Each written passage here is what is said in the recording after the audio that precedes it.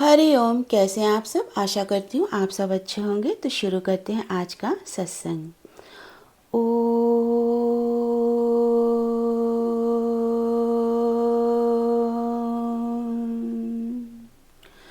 सतगुरु नमः। ओम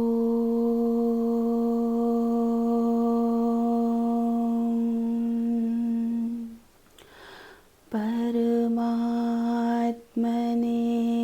नमः। दान करना चाहिए या नहीं करना चाहिए, मन में बड़ी उलझन रहती है। ये कमेंट आया था, तो मैं इस बात का जवाब आज आप सबको दूंगी। दोस्तों, अगर मैंने ये कह दिया कि आप दान मत कीजिए, है ना, क्योंकि मैं भी नहीं करती, तो क्या होगा कि आपके साथ जस्टिस नहीं हो पाएगा। इसलिए कि मेरे अनुभव ऐसे हैं, मैंने जो अनुभव किया उन अनुभवों के आधार पर मैं दान नहीं करती, या मेरे अनुभव ऐसे हैं, अपने अनुभवों के आधार पर मैं दान करती हूँ। तो अब मैं आपको बोल दूँ कि नहीं मैं करती हूँ तो आप किया कीजिए, मैं नहीं करती तो आप मत करिए। तो क्योंकि आप मुझे सुनते हैं, आपको मेरी बातें अच्छी लगती हैं, समझ में आती हैं, तभी तो आप मुझसे कमेंट कर रहे हैं। तो पहले तो मैं बहुत बड़ा थैंक यू बोलना चाहूँगी आपको कि आपने मुझे कमेंट किया, क्योंकि ये ऐसी बातें होती है ना दोस्तों, कि ये खुद से ऐसा थोड़ा सा अंदर में आ जाता है कि खुद से इन विषयों के बारे में कैसे बात की जाए। तो आपका बहुत बहुत धन्यवाद, आपने मुझे ये कमेंट किया। तो दोस्तों, कि अगर मैं आपको ये बोल दूंगी कि आप करिए दान या ना करिए, तो ये मेरा डिसीज़न होगा, है ना। और क्योंकि आपको मेरी बातें अच्छी लग रही हैं या आप मेरी बातों को मानते हैं, तो मेरी मानी हुई बात को आप मानेंगे और फिर आप वो काम करने लगेंगे। उसमें क्या होगा कि जो आपकी जो प्रोग्रेस है ना, वो रुक जाएगी, क्योंकि मैंने अपनी प्रोग्रेस अपने तरीके से की। अब मैं आपको वो चीज़ बता रही हूँ, तो आप मेरी प्रोग्रेस के अनुसार मेरी कही हुई बात को मान के अपना जो है निर्णय ले लिया आपने कि ठीक है, उन्होंने कहा है कि दान करना है तो हम करते हैं, उन्होंने कहा है कि दान नहीं करना तो हम नहीं करते। तो क्या हुआ कि आपकी बुद्धि विकसित नहीं हुई, आपके विचार विकसित नहीं हुए और आपने खुद डिसीजन नहीं लिया। तो मैं चाहती हूँ कि मैं आपको ये डिसीज़न ना दूँ कि आपको दान करना चाहिए या ना नहीं करना चाहिए। मैं आपसे अपना अनुभव शेयर करूँगी और ये डिसीज़न आप फिर स्वयं लीजिए कि आपको क्या करना है। क्यों? क्योंकि इसलिए जैसे संसार में एक व्यक्ति को अपने पैरों पर खड़ा होना चाहिए ना, ऐसे ही इस ज्ञान में भी हर एक व्यक्ति को अपने पैरों पर खड़ा होना चाहिए। किसी की भी बैसाखी लेकर के उसे इस ज्ञान मार्ग में आगे नहीं बढ़ना चाहिए। और तभी जब सारे डिसीजन एक योगी को खुद से लेने आ जाते हैं, खुद से, तभी वो ज्ञान मार्ग में अपने को व्यवस्थित पाता है, अपने को आगे बढ़ा पाता है और अपने को आगे चला पाता है और अपने पैरों पर खड़ा हो पाता है। तो दोस्तों, एक दान तो हम करते हैं संसार में और एक दान हम करते हैं सत्संग में। तो मेरा अनुभव ये है कि बहुत कम टाइम मैंने अपने मायके में गुजारा, लेकिन मेरे जो फादर थे और मेरी जो मदर थी बहुत ही सात्विक थे। क्योंकि मैं ब्राह्मण फैमिली से हूँ, इसलिए मेरे जो पिताजी थे, मेरे जो पापा थे, वो बिना पानी पिए पानी भी नहीं पीते थे जब तक कि वो पूजा ना कर लें। तो बहुत ही सात्विक माहौल था और मेरे पापा खुद आचार्य भी थे और गवर्नमेंट जॉब में भी थे। तो एज ए आचार्य भी वो सबको बहुत ही अच्छी अच्छी बातें भी बताते थे, उनका ये काम था। और जब मेरी शादी हुई, मैं सत्संग में आई, तो सत्संग में एक अलग रूप देखा। तो मायके में दान होता था, जैसे कि मेरे यहाँ एक अनाथ आश्रम वाले भैया आते थे। मेरी माँ उनको हर महीने वो आते थे, उनको कपड़े दे दिए, पैसे दे दिए, खाने पीने की चीज़ें दे दी। कोई भिखारी आया दरवाजे पर तो उसको खाना पीना दे दिया, पैसे दे दिए, है ना। कभी उसने उससे पूछ लिया कि भैया हमारे यहाँ कपड़े हैं, क्या तुम लोग? उसने कहा हाँ लेंगे, तो चलो वो दे दिए। कभी वाइट वॉश करने वाले लोग आते थे। अब तो दोस्तों वाइट वॉश करने वाले लोग बड़े अमीर हैं, पहले नहीं हुआ करते थे। तो उनको कपड़े दे दिए। घर में काम वाली थी, उनकी अगर बेटी की शादी है तो वहाँ जो करना है कर दिया, या वो जो काम वाली है उनको पैसे दे दिए, साड़ी दे दिया। उन्होंने कभी कहा हमें ज़रूरत है ये कर दो तो कर दिया। तो मतलब इतना ही दान का रूप देखा। और व्यवहार तो अलग चीज़ हो जाती है, वो दान नहीं होता, वो तो व्यवहार अलग चीज़ हो जाती है। अब दोस्तों, जो मेरे माता पिता दान करते थे ना, तो वो उतना ही करते थे जिसमें उनका मन ना चले। हालांकि वो ज़्यादा भी कर सकते थे पर वो नहीं करते थे। ये मैंने अब इस चीज़ को समझा। जब आपने मुझे कमेंट किया तो मैं सोचने लगी कि इसका मैं आंसर क्या दूँ, है ना। तब ये विचार चला कि वो उतना ही देते थे कि जितना ठीक है, जितना उनका मन ना चले। और सामने वाला जिसको दान देते ना, सामने वाला और ज़्यादा की चाहना करता है। अगर आपने उसे 1 महीने में ये दिया, अगले महीने जब वो आएगा तो वो यही आस लगा के आएगा कि इस बार शायद आप कुछ एक्स्ट्रा कर दें। तो मेरे माता पिता ने कभी एक्स्ट्रा नहीं किया। जितना कि मैंने देखा वो जो देते रहते थे बस वही देते थे। हाँ, कभी थोड़ा बहुत ऊपर नीचे कर दिया, नीचे तो नहीं, थोड़ा बहुत ऊपर कर दिया तो कर दिया, मगर बहुत ज़्यादा कुछ भी नहीं। अब दोस्तों मैं आई यहाँ सत्संग में। सत्संग में मुझे तो मतलब ही नहीं होता था, मेरी सास सत्संग करती थी। पर दोस्तों दान, दान ऐसी चीज़ है ना कि दान से बढ़िया भी कोई चीज़ नहीं है और दान से घटिया भी कोई चीज़ नहीं है। दोनों बातें हैं इस ज्ञान में। मेरी सास सत्संग करती थी। सास मेरी निस्वार्थ भाव से सत्संग करती थी। हर योगी उनसे जुड़ा था। हर योगी के लिए मेरी सास की बाहें फैली रहती थी। मेरा घर का एक एक हिस्सा हर योगी के लिए था। कोई कहीं भी बैठे, कोई कुछ भी यूज़ करे, कोई मुझसे कभी भी मिले, कभी भी बात करे, कोई रोक टोक नहीं, कोई बंधन नहीं। अब होता है ना दोस्तों कि प्रेमियों का प्यार हो जाता है गद्दी पे बैठे हुए गुरु से। अब धीरे धीरे वो जो सिलसिला शुरू हुआ, कभी कोई बादाम दे रहा है, कभी कोई सिंधी पापड़ ला के दे रहा है। और धन जो देता रहा होगा दोस्तों, तो उस वक्त तो मैं नहीं देखती थी क्योंकि इन चीज़ों में मैं इंटरेस्ट भी नहीं रखती थी और मुझे पता भी नहीं होता था। क्योंकि धन जब कोई देता है तो ऐसे हाथ से हाथ में दे देता है। हमारे सत्संग में कहावत है ना कि एक हाथ दे तो दूसरा जो है देखे ना, तो सेम यही कंडीशन होती है, इसलिए, है ना। तो वो मैं नहीं जान सकती और मेरी सास ने ऐसे मुझे कभी बताया भी नहीं। पर जो मैंने देखा तो ये सब दोस्तों चलता रहा। क्योंकि मेरे फादर भी आचार्य थे, तो आचार्य होने के नाते ना हमारे यहाँ भी कोई आता था तो आचार्य के तौर पर कुछ भी दे गया। उनके घर में काम काज हुए तो एज ए गिफ्ट वो दे गया। तो ये मेरे लिए नॉर्मल चीज़ थी ये, है ना। और यही सत्संग में भी होता था, तो मुझे कुछ अजीब नहीं लगता था। लेकिन दोस्तों जो मेरे फादर थे आचार्य के, एज ए आचार्य उनको जो कुछ भी दे जाता था, लेकिन वो जब उनके यहाँ कोई भी फंक्शन होता था, कोई भी कामकाज होते थे, तो वो व्यवहार हमेशा देते थे। ऐसा नहीं है कि उनको सब मिल रहा है तो वो सब ले लें, उनके यहाँ जाएँ तो वो कुछ ना दें। व्यवहार वो सब कुछ करते थे और जितना वो लेते थे उतना तो नहीं करते थे, पर हाँ कम भी नहीं करते थे, है ना। क्योंकि देने वाला तो आचार्य के रूप में उनको दे रहा है, पर भाई मेरे फादर की इतनी हैसियत नहीं है। और दोस्तों मेरे फादर की एक खासियत और थी कि जब कोई ज़्यादा देता था तो वो हाथ जोड़ लेते थे और कहते थे भाई साहब, या जो भी उनको बोलते हैं वो कहते थे इतना हम नहीं लेंगे, बस उतना आपकी श्रद्धा है तो हम आपकी श्रद्धा को भी जो है ख़राब नहीं करेंगे कि आपकी श्रद्धा ख़राब हो जाए, और हम अपनी भी श्रद्धा ख़राब नहीं करेंगे कि हमको बोझ हो जाए कि अब हमें इतना वापस करना है। तो लिमिट में होता था। अब दोस्तों सत्संग में क्या होता है, ये सिलसिला शुरू हुआ तो फिर ये एकदम शुरू ही होता गया। धीरे धीरे धीरे धीरे क्या हुआ कि प्रेमी आते हैं, गुरु के घर को अपना घर समझने लगते हैं, गुरु के घर के कर्म प्राणियों को अपना ही फैमिली समझने लगते हैं। इतना प्यार, बाप रे दोस्तों, कि बिल्कुल शहद की भी चाशनी जो है वो फीकी है, शहद भी फीका है, गुड़ की मिठास भी फीकी है। इतना प्यार ये सत्संग वाले करते हैं। अब क्या हुआ, धीरे धीरे धीरे धीरे, चलो माता जी अब मेरी सास के लिए कभी कोई साड़ी दे गया, कभी कोई स्वेटर दे गया, मतलब पूरा आप ये समझिए कि पूरा जो है सत्संग ही उनका करने लगे। अब धीरे धीरे क्या हुआ कि जो जहाँ सत्संग होता था वो ऐसे ही था, एकदम साधारण था, वहाँ आप कुछ भी नहीं था उस समय। अब ये हुए सत्संगियों को कि माता ले लीजिए, हमारा भी तो घर है, हम भी तो यूज़ करते हैं और हम भी तो इतना टाइम देते हैं, आप भी तो हमारे ऊपर इतना टाइम देती है, हम तो इतना दुखी रहते थे, हम तो इतना परेशान रहते थे, हमको गुरुदर से तो शांति मिली, हम गुरुदर पे तो आके हंसते हैं, गुरुदर पे आके तो हमारी चिंताएँ दूर होती हैं। माता आप मना मत कीजिए, हमारा है ना, हम अपने लिए कर रहे हैं, आपके लिए थोड़ी कर रहे हैं। और दोस्तों धीरे धीरे वो हॉल में प्लास्टर हुआ, प्लास्टर के बाद में नीचे फर्श बना तो फिर कोई और योगी आया, उसने पत्थर लगवा दिए, फिर कोई आ गया उसने दीवार में टाइल्स लगवा दी, फिर कोई योगी आया उसने वाइट वॉश करा दी, फिर कोई योगी आया उसने पुट्टी करा दी, पेंट करा दिया। ऐसे कर करके वो सत्संग हॉल जो है धीरे धीरे धीरे धीरे होने लगा। पर होना किससे लगा, दान से होने लगा, जो दान दिया जाता है।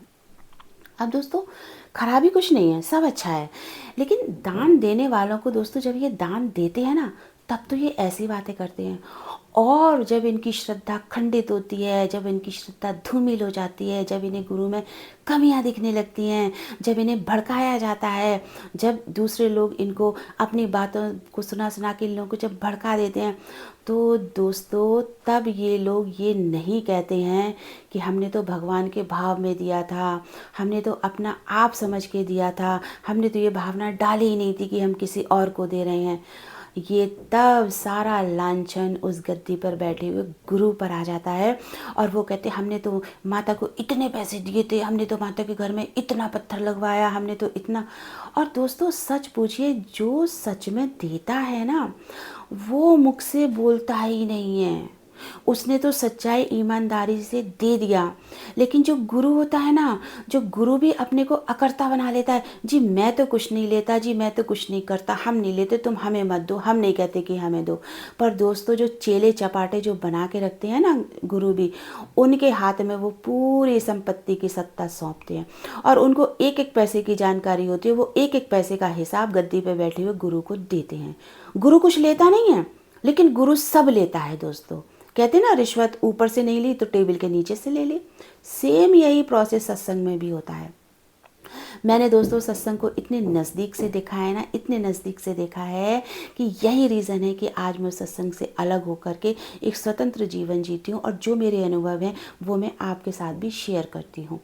तो कोई नहीं कहेगा कि हमने अपने भाव में दिए, भगवान के भाव में दिए, तब सारा लांछन उस गद्दी पे बैठे हुए गुरु के ऊपर लग जाता है। और क्योंकि गुरु ने लिया है, क्योंकि गुरु दिख रहा है कि हाँ इसने लिया है, इसने यूज़ किया है, अब गुरु भी झुटला नहीं सकता कि नहीं तुम झूठ बोल रहे हो, मैंने कुछ नहीं लिया। और गद्दी पर बैठा हुआ गुरु खून के घूंट पी के रह जाता है, अपमान सह के रह जाता है, क्योंकि वो बोलने लायक होता ही नहीं है, क्योंकि लिया है। इसलिए दोस्तों ये तो छोटे छोटे होते हैं। उसके बाद जो हॉल बना हुआ तो लाखों का दान दिया गया। अब आप ये सोचिए दोस्तों कि ये जो दान दिया, आज आज मेरे भी घर में जो भी सत्संग हॉल का जो भी दान हुआ उसमें आज सत्संग भी बंद है। आज जिन लोगों ने पत्थर लगवाए, जिन लोगों ने वहाँ इतनी सेवाएं दी, सारी सेवाएं कहाँ गई?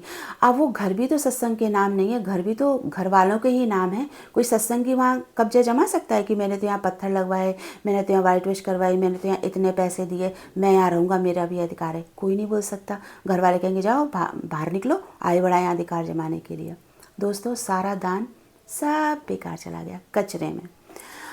और दोस्तों दान का एक और रूप, जब हम इतना दान दोस्तों, पैसा सत्संग में ऐसा हो गया है कि आदमी पैसे पर ही नियत खराब है, चाहे गद्दी में बैठी हुई दादियाँ हों गुरु के यहाँ। उसके बाद दोस्तों मैंने नज़ारा देखा दान का, पहले तो ये मेरे घर का मैंने देखा, उसके बाद दोस्तों जब मेरी सास नहीं रही उसके बाद क्या हुआ कि कुछ क्वालिटी ऐसी थी मुझ में कि मैं पैसे के लिए या इज़्ज़त के लिए किसी के सामने झुकी नहीं। मैं बड़ी, भगवान ने मुझे जो क्वालिटी दे के भेजा वो बड़ी स्वाभिमानी में रही हमेशा से, चाहे वो मेरा बचपन हो और चाहे वो मेरी बचपन के बाद की सारी लाइफ।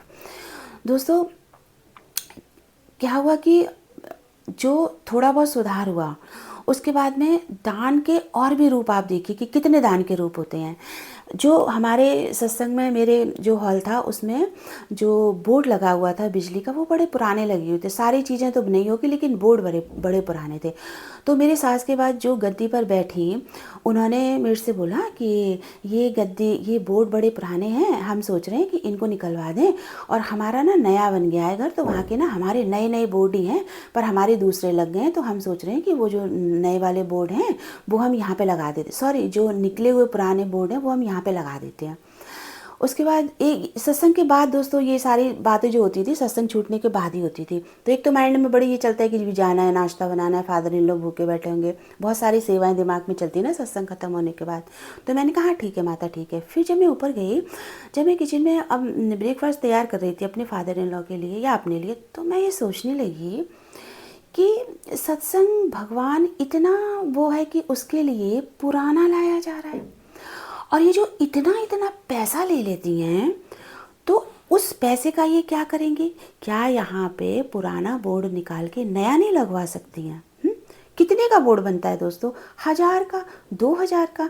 आपकी जितनी चादर है आप उतना ही पैर फैलाएंगे। बनने को बोर्ड 20-20 हज़ार के भी बनते हैं, 30-30 हज़ार के भी बनते हैं। और भी महंगे बनते होंगे, लेकिन हमारी जितनी चादर हम उसके हिसाब से थोड़ा और अच्छा काम कर सकते हैं। तो उसके लिए इतना योगी पैसा देता है, तो वहाँ पुराना बोर्ड लगे। उसके बाद क्या हुआ दोस्तों, मैंने थोड़े दिन विचार किया और फिर मैंने माता को बोला कि माता आप वो रहने दीजिए, मैं यहाँ पर है ना दूसरा लगवा दूँगी। हमारे यहाँ जो इलेक्ट्रिशियन था, मेरी सास के टाइम से वो आते थे, कोई भी प्रॉब्लम होती थी तो मैंने कहा माता उनसे मैं लगवा दूँगी। तो आज दोस्तों मैं ये सारी बातें शायद कभी ना कहती, लेकिन आज ऐसा कमेंट आया तो आज ये बातें कहनी पड़ रही हैं, मुझे बतानी पड़ रही हैं इसलिए। तो वो बोर्ड वगैरह चेंज हो गए सारे। उसके बाद में और एक दो ऐसे काम हुए, उसके बाद वो भी सारे काम हो गए। अब दोस्तों जो 4 पंखे चलते हैं और बिजली का बिल बहुत आता है, बिजली का बिल बहुत आता है। जो दोस्तों जो वो होता है ना कारागार सत्संग में भी दोस्तों कारागार मंत्री होता है सत्संग में भी, है ना कारागार मंत्री नहीं, सॉरी, वो जो धन संभाल के रखते हैं, देखो मुझे याद नहीं आ रहा दोस्तों नाम, मैं गलत बोल गई, सॉरी। वो मंत्री होता है जो पैसा संभाल के रखता है। वो मेरे पास रोज़ सत्संग खत्म होने के बाद आता था, बिजली का बिल हम रश्मि हमसे ले लो, पैसा हमसे ले लो, हम देंगे बिजली का बिल, हम देंगे। दोस्तों इतने अहंकार में वो हम बोलता था कि मुझे लगता था कि ये अपनी जेब से देगा क्या बिजली का बिल, देगा तो उसी से जो योगी पैसा दे रहे हैं। अच्छा, जो योगी पैसा दे के जा रहा है, जो दान दे के जा रहा है, वो बेचारा मैं करके थोड़ी दे के जा रहा है। इनमें कितना अहंकार है, कितने अहंकार से बोल रही है कि मैं दूंगा मैं दूंगा। दोस्तों आपको पता है ये जो सत्संगी होते हैं, माता होती हैं, माता के नीचे ये जो शिष्य होते हैं, मैं तो इनको दोस्तों चमचा बोलती हूँ, शिष्य नहीं बोलती हूँ। ये जो चमचे होते हैं ना, एक योगी इनके तले इतना दबा रहता है, इतना रिगार्ड करता है इन लोगों का कि वो मुख से कुछ बोल ही नहीं पाता है। वो जो कह दे मन घुट रहा है, मन मानने को तैयार नहीं है, बहुत बुरा लग रहा है, पर फिर भी वो हाँ जी हाँ जी हाँ जी हाँ जी, जैसा आप कहें जैसा आप कहें, ये हाँ जी बजाता है। तो दोस्तों ऐसे मैं भी थी, तो कुछ मुंह से निकलता ही नहीं था, बस मैं चुप रह जाती थी, मैं ठीक है ऐसे बोलती थी। फिर दोस्तों एक बार मेरे मन में आया, ये इतना बोलती हैं कि पंखे हम बिजली का बिल आता है, सत्संगी तो होते हैं, यहाँ तो कोई होता नहीं है, सारा दिन तो बंद ही रहता है। और नीचे मेरे फादर इन लॉ रहते थे और एक उनका पंखा चलता था, और सत्संग के टाइम पंखे चले, उसके बाद बंद हो गए। पर इतना, फिर दोस्तों मैंने सोचा कि अगर देने वाला जो होता है वो रोज़ रोज़ बोलेगा नहीं कि मैं दूंगा, अरे वो हाथ में देगा और चला जाएगा, और बस बोलेगा, कुछ बोलना नहीं, बस ये है ना। वो ये भी नहीं बोलेगा कि तुम बिल देना, क्योंकि समझने वाला समझ जाता है। फिर दोस्तों दिमाग में मेरे आया कि मन और दिमाग दोनों में आया कि उस समय दोस्तों पुराने मीटर लगे हुए थे। मैंने हिसाब लगाया कि अगर इतना बिल हमारा आता है ऊपर का, तो नीचे का 500 रुपये से ज़्यादा का क्या बिल आएगा। और मैं 500 रुपये के लिए उस चेले से वो 500 रुपये लूँ और उस चेले की गुलाम बन जाऊँ। अरे भाई, मैं उस निराकार की गुलाम बनूंगी जो मुझे इतनी बरकत दे मेरे ही प्रारब्ध में, जो मैं 500 क्या और भी जितना भी बिजली का बिल आए, भगवान वो मैं स्वयं से अदा कर सकूं। मैं किसी के सामने मुझे कभी सत्संग की सेवा के लिए हाथ ना फैलाना पड़े। और दोस्तों वो दिन था कि जब तक सत्संग मेरे घर में बंद नहीं हुआ, तब तक मैंने कभी किसी के सामने दान के लिए हाथ नहीं फैलाए। दान के लिए बड़ा घिनौना रूप देखा दान का सत्संग में दोस्तों। चुने हुए बंधे हुए बंदे हैं, 5, 10, 15। जब हरिद्वार जाना होता है, उन्हें पता है कि हमें 5,000 देना है, हमें 10,000 देना है, और वो देते हैं, और वहाँ लिफाफों के लिफाफे पास किए जाते हैं। गुरु कहता है मैं कुछ नहीं लेता, सत्संग में बोला जाता है मैं कुछ नहीं लेता, मैं दान नहीं लेता। लेकिन दोस्तों वहाँ तो अगर इन दादियों का बस चले ना, तो जो पहले महीने भर सत्संग होते थे ना, वो महीने भर 4 बार गुरु के उस दरवाजे पे चौखट पे जा करके दिन में 4 बार लिफाफे वहाँ पर सप्लाई करें, जी लीजिए, हम तो बहुत बड़े ज्ञानी, हम तो बहुत दान कर रहे हैं।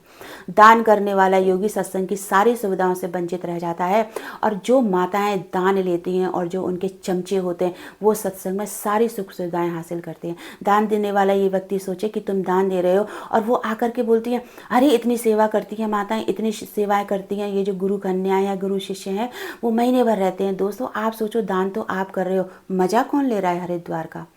महीने महीने भर 15-15 दिन रह कौन रहा है वहाँ पे। आप तो 1 दिन जाते हो, 2 दिन जाते हो, उसमें भी अपना बंदोबस्त करके ले जाते हो, उसके बाद चले आते हो। आप एक दर्शन करते हो, उस एक दर्शन के बदले में वो तो महीना भर रह रही हैं, 15 दिन रह रही हैं, रोज़ गुरु का दर्शन कर रही हैं, रोज़ गुरु के घर का प्रसाद खा रही हैं। और यहाँ और सत्संगों में आती हैं जब अपने सेंटर में, तो कहती हैं इतना वहाँ प्रसाद बनता है, इतना गुरु का खाते हैं, तो भाई खाएंगे थोड़ी ना, खाएंगे तो फिर देना तो बनता है ना, देंगे भी तो दोस्तों आप तो 1 दिन और 2 दिन जाके खाते हो। जो वहाँ 15 दिन रह रहा है, जो वहाँ महीने भर रह रहा है, वो तो रोज़ खा रहा है, वो दे ना। योगी क्यों दे, योगी क्यों दान करे। इतना गंदा रूप दान का है दोस्तों। इसलिए दोस्तों मैंने बहुत देखा, मैं छोटे सा वीडियो होता है मेरा, बड़ा ही वीडियो हो जाता है, क्योंकि अनुभव बहुत हैं दोस्तों। इसलिए आप स्वयं डिसाइड कीजिए कि आपको दान देना है या नहीं देना। मेरा गुरु तो कहता है तुम्हें दान देना है तो तुम मुझे अपने विकारों का दान दो, और मैं जो तुम्हें दान दूंगा वो ज्ञान का दान दूंगा। इस 2 बात के अलावा मेरे गुरु का कोई तीसरी बात नहीं है। इस चीज़ को जो समझना चाहेगा वो समझेगा कि मैं अपने विकार देता जाऊं, और गुरु से मुझे लेना है सिर्फ ज्ञान, सिर्फ ज्ञान। गद्दियों पे आजकल के बैठे हुए गुरु नहीं है दोस्तों, पूरे चांडाल हैं, पूरे गुरु घंटाल हैं, 1 नंबर के फ्रॉड हैं, 1 नंबर के बहुरूपियाँ हैं। इतनी इनको पैसे की चाहना हो गई है, इतना लालच हो गया है कि मैं आपको क्या बताऊं। और भी बहुत सारी बातें हैं, लेकिन बस मैं ज़्यादा नहीं बोलना चाहती हूँ। इसलिए दोस्तों आप सोचो, दान कहते हैं ना, दूसरे को दान करना ही दान होता है। तो आप सोचो ये बॉडी भी तो दूसरी है, आपका निज स्वरूप अलग है और आपकी बॉडी अलग है। इसलिए आप दान कीजिए अपनी बॉडी को। आपकी जितनी कैपेसिटी है, और अच्छा पहनिए, और अच्छा खाइए। अरे आप सत्संग में ही घूमते हो, अरे कहीं और घूमने चले जाइए, अपने फैमिली मेम्बर के साथ चले जाइए। अगर आपकी सत्संगी भी सहेलियां हैं तो भी आप अगर आपका मन मिलता है, अगर जो आपके नेचर में बातों में जो मैच खाती हैं, आप कहीं और चले जाइए, वहाँ घूम के आइए। ज़रूरी है कि हज़ारों रुपया देख के आपको हर 6 महीने में हरिद्वार ही जाना है। हरिद्वार मन नहीं भरा खा खा के, मन नहीं भरा हरिद्वार जा जा के, मन नहीं भरा गुरु का दर्शन कर करके। और भी तो बहुत सारी जगह हैं, पर ये सारी बातें दिमाग में आती ही नहीं हैं। वो वहीं दान करेगा, वहीं खाएगा, वहीं रोएगा, वहीं चिल्लाएगा। ये दान का स्वरूप है दोस्तों। मैं आपको सच बताती हूँ, मेरे घर में सत्संग होता था। और एक बात और बताती हूँ दोस्तों, क्या था कि जब जब मेरा थोड़ा सा ऐसा रुझान हुआ ना, तो जो दादी गद्दी पे बैठती है, वो जो उनके चेले चपाटे थे, वो सब ना मुझसे हेट करने लगे, क्योंकि मैं उनके अकॉर्डिंग नहीं चल रही थी।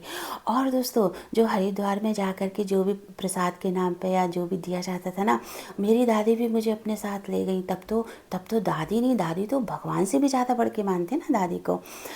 और वहाँ पे पूछा गया ये कौन है, क्योंकि वहाँ पर भी जो जाएगा वो वही व्यक्ति जाएगा जो उन बातों को लीक ना करे। जो उनका चल रहा है ना सिलसिला, ये ऐसे ही चलता रहे। तो उन्होंने पूछा ये कौन है, तो मेरी दादी ने बोला अरे अब यही तो है, यही तो आगे चलाएंगे सब। बोली अच्छा अच्छा अच्छा, है ना ऐसे। उस समय दोस्तों बड़ी खुशी हुई कि दादी ने ऐसे कहा यही तो सब चलाएंगे, बड़ी बड़ी मन में खुशी हुई। पर दोस्तों अब वो सारी बातें समझ में आती हैं। और उन्होंने ये भी बोला कि हमको भी माता ने ऐसे ही सिखाया कि सत्संग कैसे चलाया जाता है, यानी कि मेरी सास ने। दोस्तों मैं अपनी सास के ज्ञान का साथ मैंने नहीं किया, पर हाँ जैसे मैंने उनकी रहनी देखी, उन्होंने अगर उनको लोग गलत भी मानते हैं ना, तो उन्होंने गलत कुछ नहीं किया। उन्होंने जो कुछ किया सारी योगियों के लिए किया, सब योगियों की भलाई के लिए किया, अपनी भलाई के लिए, अपने घर वालों की भलाई के लिए। उन्होंने, सच बताती हूँ दोस्तों, कुछ नहीं किया। सारा हमारा पूरा घर सत्संग का होता था, कोई कमरा सेपरेट नहीं, कोई जगह, कोई कोना सेपरेट नहीं, सब जगह योगियों का आना जाना रहता था। कोई फंक्शन होता था, पैर रखने की जगह नहीं होती थी मेरे घर में, सारी जगहों में योगी बैठे रहते थे। आज अगर वो योगी आपको मिले ना, बताए ना, तब आपको समझ में आएगा कि सच में मेरा घर नहीं था, बल्कि सच में धर्मशाला था। पर दान पुण्य ये सब का ऐसा घिनौना रूप देखा मैंने कि मुझे निराकार ने वो ज्ञान ज्योति जगाई मुझ में, और वो मेरे अंदर में आत्म जागृति आई दोस्तों, तब मैं इन सारी बातों को समझ पाई। तो दोस्तों वो मुझे भी यही सिखाना चाहती, पर दोस्तों सत्संग नहीं चलाना था, मुझे तो ज्ञान में बनना था, मुझे तो मुक्ति पानी थी, मुझे तो इस संसार के भवबंधन से मुक्ति पानी थी। तो मेरी भीतर की राह और दिशा बदल गई। चलाने वाले आज भी चला रहे हैं दोस्तों, और ऐसे ही चलता है सत्संग, ऐसे ही चलेगा।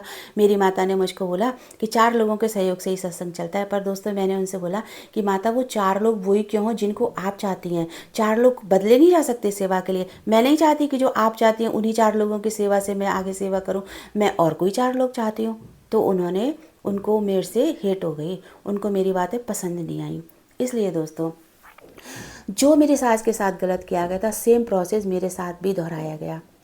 पर दोस्तों जिसमें आत्म जागृति आ जाती है और जिसमें ज्ञान की जागृति आ जाती है ना, वो परमात्मा के अलावा इस संसार में किसी बंदे के आगे नहीं झुकता है, किसी बंदे के आगे सजदा नहीं करता है। वो सिर्फ सजदा करता है निराकार के आगे। और जो सच्चा दान है ना, एक एक श्वास का करिए और एक एक श्वास में उस परमात्मा का नाम होना चाहिए। आपकी एक एक श्वास जो निकले वो पवित्र हो, शीतल हो, उस सांस में संसार ना हो, संसार की गंदगी ना हो। ये दान करना है। और रुपए पैसे का दान आप स्वयं के लिए कीजिए। अच्छा खाइए, अच्छा पहनिए, अच्छी ज्वेलरी बनवाइए, इसलिए स्वयं को दान कीजिए। मैंने अपनी सास के टाइम पर इस दान का बहुत ही घिनौना और गंदा रूप देखा दोस्तों, इसलिए मैं इन सारी चीज़ों से छूट गई। इसलिए आप स्वयं विचार कीजिए। वीडियो बहुत ही ज़्यादा लंबा हो गया है, आगे की बातें मैं आपको फिर बताऊंगी। तो मिलते हैं अगले सत्संग में। आप सब अपना ध्यान रखिएगा। हरिओम।